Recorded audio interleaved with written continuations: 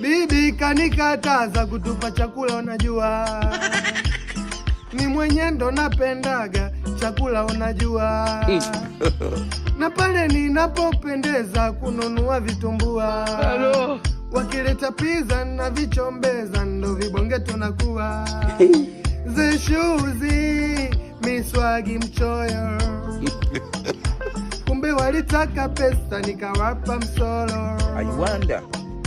Shuzi miswagi mchoyo